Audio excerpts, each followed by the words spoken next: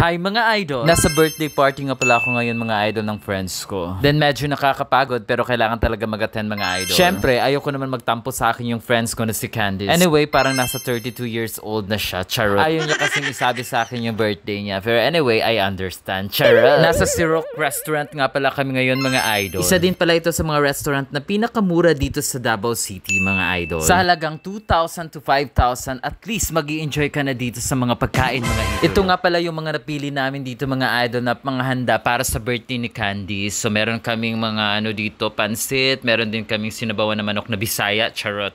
At saka of course, meron din siyang cake, at saka meron din siyang mga lumpia at saka pizza. So ang dami-dami talagang na-order namin dito mga idol, mga adobo, meron ding mga fried chicken, at saka of course, murang-mura lang talaga. Kaya yun mga idol, mapapasubo na naman tayo sa another busog match na kainan tonight. So ano pang mga hinihintay nyo mga idol? So subok na kayo dito sa pagkainan dito sa Siroc, located in Cabantian, Buhangin District. So see you mga idol here. Bye-bye!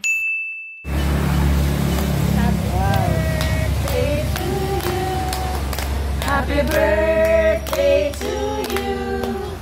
Happy birthday, happy birthday.